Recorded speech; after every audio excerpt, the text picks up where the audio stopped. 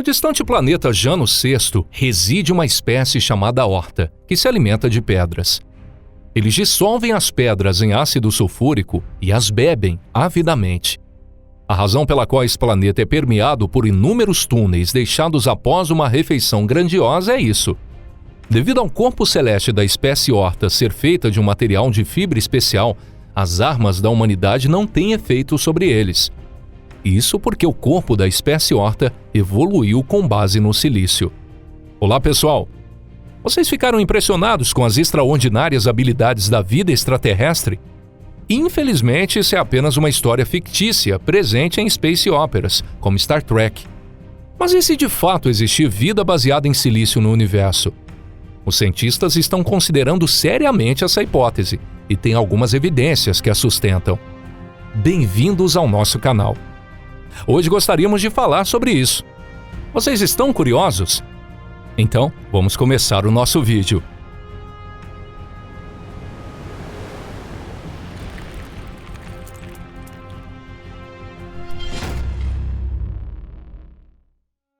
Basta adicionar silício. A primeira vez que o conceito de vida baseada em silício foi levantado pelo astrofísico alemão Julius Scheiner. Isso aconteceu em 1891, há bastante tempo atrás. A ideia de Scheiner é simples e pode ser considerada atraente para aqueles que buscam vida inteligente extraterrestre. Isso se deve ao fato de que ela aumenta os locais onde se poderia esperar um encontro com civilizações no universo.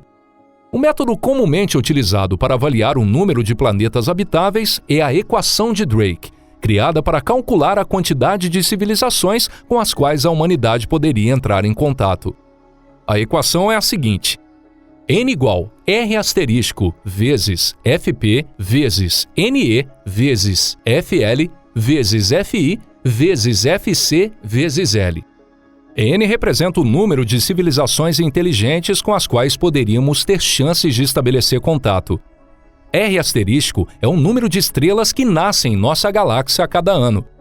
FP é a proporção de estrelas semelhantes ao Sol que possuem planetas.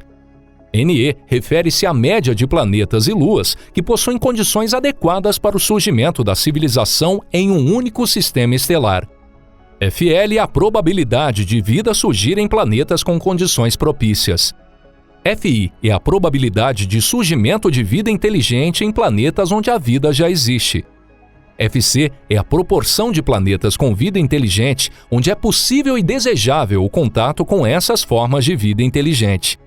L representa o período durante o qual formas de vida inteligente existem, são capazes de contato e desejam um contato. Essa equação é altamente subjetiva. Isso porque os valores precisos são desconhecidos para a maioria dos termos nessa equação. No entanto, essa equação pressupõe a existência de planetas específicos ao redor de estrelas específicas que possuem condições propícias para o surgimento da vida.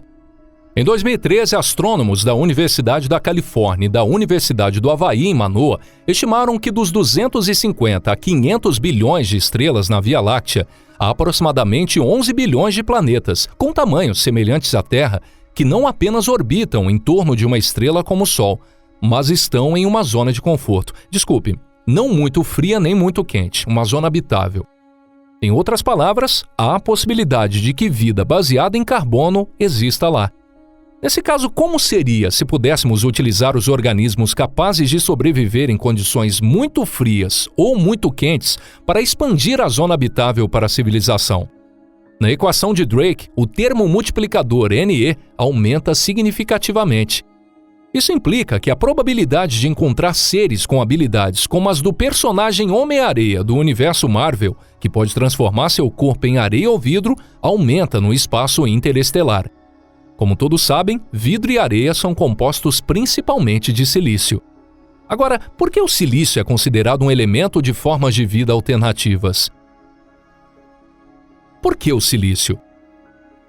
Ao observar a tabela periódica dos elementos, notamos que na mesma coluna do carbono existem vários elementos com propriedades semelhantes. E logo abaixo do carbono, com o número atômico 14, encontramos o silício. O motivo pelo qual o silício é considerado o componente mais provável para formas de vida alternativas é por isso. Assim como o carbono, o silício possui uma valência atômica de 4.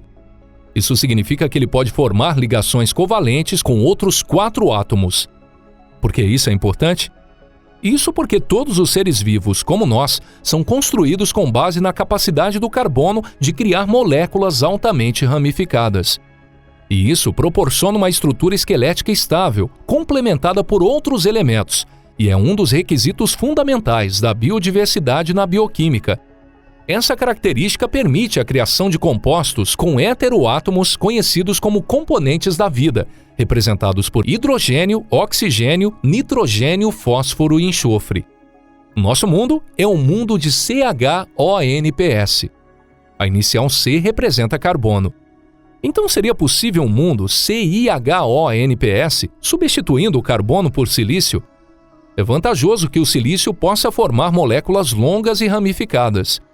No entanto, os átomos de silício são grandes e têm dificuldade em formar ligações, incluindo as duplas ligações, que são extremamente importantes para os compostos orgânicos. O silício também apresenta outros problemas. Por exemplo, nós respiramos ar e exalamos dióxido de carbono.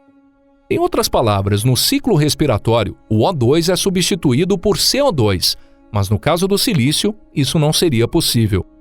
Isso porque o dióxido de silício é sólido e não gasoso. Portanto, seres extraterrestres baseados em silício provavelmente teriam uma ecologia muito diferente da nossa. Tópico: será que os extraterrestres espirram com areia? Além disso, há também questões relacionadas ao meio. Para que a vida exista, é necessário um ambiente no qual as moléculas possam se mover. Em nosso caso, a água desempenha o papel de meio, mas esse ambiente não é adequado para a estrutura esquelética do silício. Mesmo que seja adequado para compostos orgânicos de silício-carbono, isso não é o caso em planetas como a Terra. Além disso, os problemas da bioquímica do silício não se limitam a isso. No entanto, entre os compostos de silício conhecidos, ainda existem alguns promissores em termos de participação em processos biológicos. Silício e vida.